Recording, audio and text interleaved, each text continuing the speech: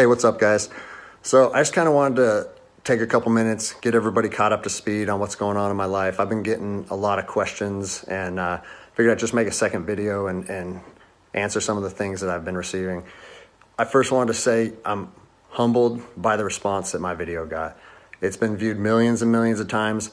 People all over the country have been calling me, texting me, sending me emails, comments, and the overwhelming majority of it has been positive. And so I think that's pretty cool because my whole thought process on making that video was trying to bridge the gap between law enforcement and the public. And I've seen both sides with open arms willing to embrace that. And I think that's a step in the right direction. So that's pretty cool. One thing that I've seen come up over and over in the comments, and I've been an email sent to me, is, are you going to get in trouble? What happened to you? Or is there any discipline any discipline taking place? And so I figured I'd take a chance and give you a little synopsis of the last 3 days of my life after posting that video. So I posted the video on Tuesday, was it May 5th? And it took it took a day or two before it really started getting a lot of traction. But the next morning when I woke up on the 6th, I think it was only at a few thousand views. And I had received a message from my command saying, wow, Greg, what a powerful message. We agree with that 100%, well done. And that was actually a relief for me because I was like, great, I know that it's risky putting something out like that, but I felt like it was so grounded in integrity and liberty that no one would have an issue with it. So that was a relief. And then fast forward 3 hours later, I get another phone call from my command and it said, hey Greg, the video's up to 400,000 views. It's time to pull the plug on this thing. And I immediately, it kind of caught me off guard because I said, why would we want to pull the plug on something that was already acknowledged as a good and powerful message from one law enforcement officer to others? And I said, yeah, that doesn't really make sense to me. I think maybe we should embrace this message and we should share this with other officers. And he said, listen, it's not up to me. I have been directed to tell you to take the video down, and I need to know if you're going to take the video down. And I said, no, I can't take the video down. Because if you listen to my first video, the whole message that I was trying to share with people and impart on them is, if you believe in something in your heart, you have to stand by that conviction, even if it costs you everything. And like I said last time, I have 3 little kids. I have this house. I have another house. I cannot afford to lose my job.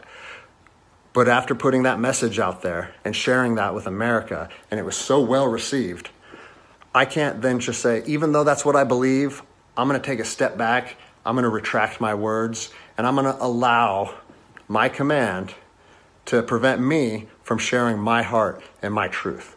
And I said, so with that in mind, sir, I can't take the video down. And, I didn't know where this was going to go.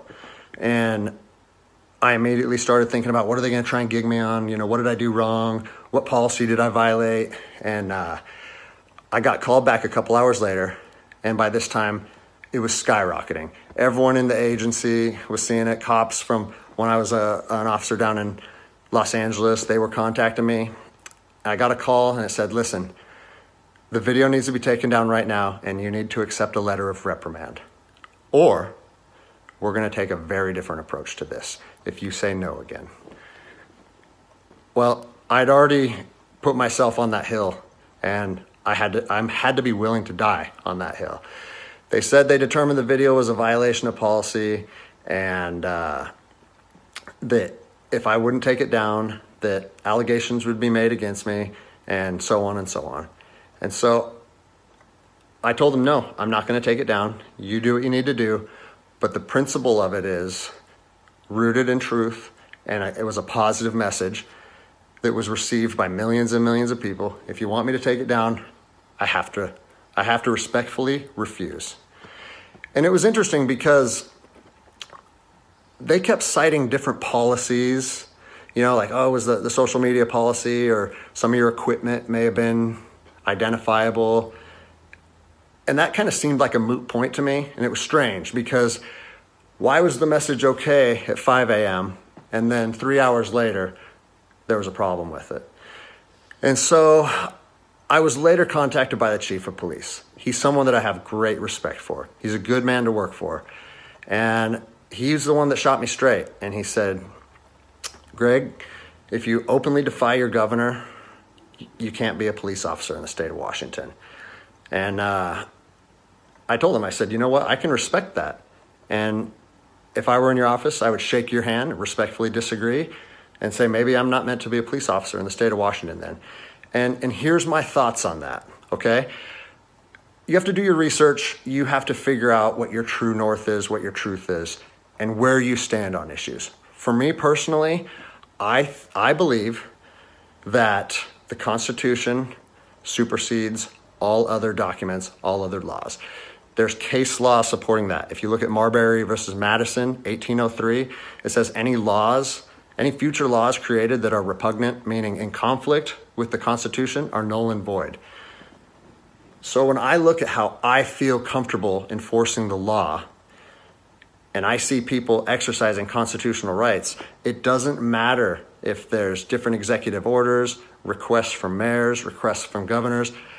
To me, the Constitution supersedes that, and I'm going to stand with the people.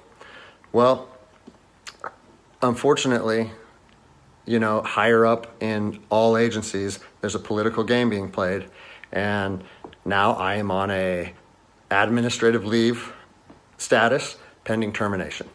I was told by both the agency and the union that I was asked to take it down, and I refused. So that's refusing a direct order. It's an insubordination charge, and it will result in me ultimately being let go from the agency.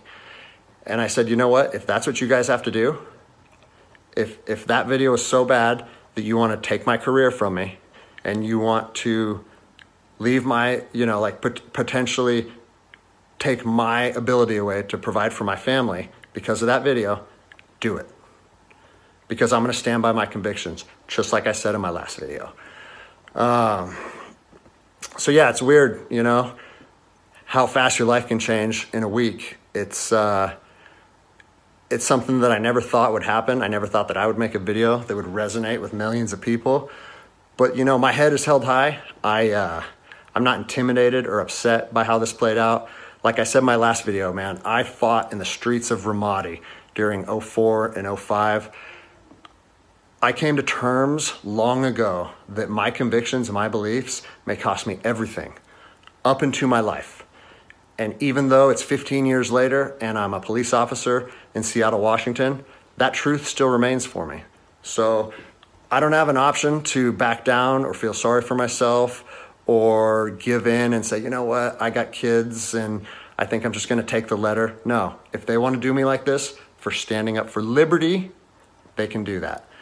I'll leave you guys with this. It's on to the new adventure for me. I've been doing different things my whole life, and I'm actually excited, to tell you the truth.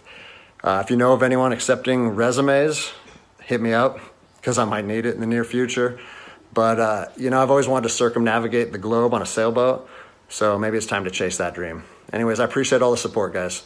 Take care.